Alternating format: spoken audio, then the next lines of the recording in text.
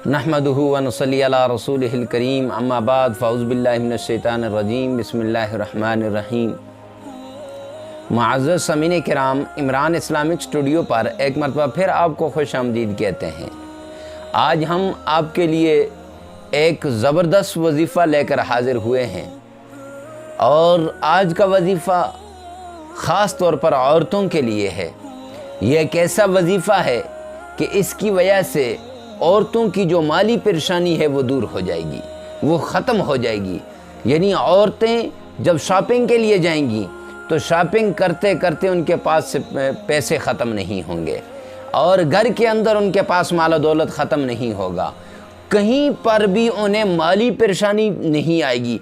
अल्लाह इतना रिज़्क़ अता करेगा, इतनी फरावानी करेगा मेरा रब कि वो समझ भी नहीं सकेंगी। लोग भी पूछेंगे कि इतना रिज़्क़ कहाँ से आया तुम्हारे घर की ये तंगदस्ती कैसे दूर हो गई, तुम्हारे घर के अंदर से ये फाके कैसे दूर हो गए, ये माली परेशानियाँ कैसे ख़त्म हो गई।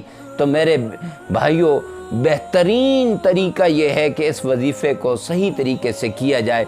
फिर देखना कि लोग भी आपसे पूछेंगे कि वजीफ़ा क्या है, कि किसके ज़रिए से इतनी माल दौलत आपके कदमों में आ गई।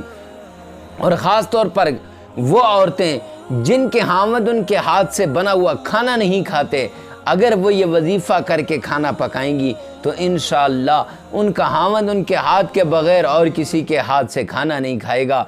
और वो दोस्त जो कहीं पर काम करते हैं और उनका बॉस उनसे नाराज़ है, तो अगर उन्होंने खाना बनाते हुए अगर वो ये वजीफ़ा कर लिया तो उनके हाथ का बना हुआ खाना सारे लोगों के खानों में से नुमायाँ हो जाएगा। अक्सर लोगों का ये हाल होता है, ये कोशिश होती है। तो इसके लिए बेहतरीन वजीफ़ा है, मुख्तसर सा वजीफ़ा है। क्या? अव्वल आखिर 11 बार दुरूद शरीफ। दुरूद शरीफ कौन सा? जो नमाज में हम पढ़ते हैं वो दुरूद शरीफ, और उसके साथ 313 मरतबा तीसरा कलमा 313 मरतबा अब ये पढ़ लेना चाहिए। कब? इसका टाइम क्या है? टाइम ये है कि जब भी खाना बनाओ तो खाना बनाते हुए इसका विर्द लाजमी कर लेना। अब हंडिया पका रही है या रोटियां पकाई जा रही हैं तो इसका विर्द कर लिया। कौन सा? अव्वल आखिर 11 बार दुरूद शरीफ और दरमियान में कलमा पढ़ लिया इसने।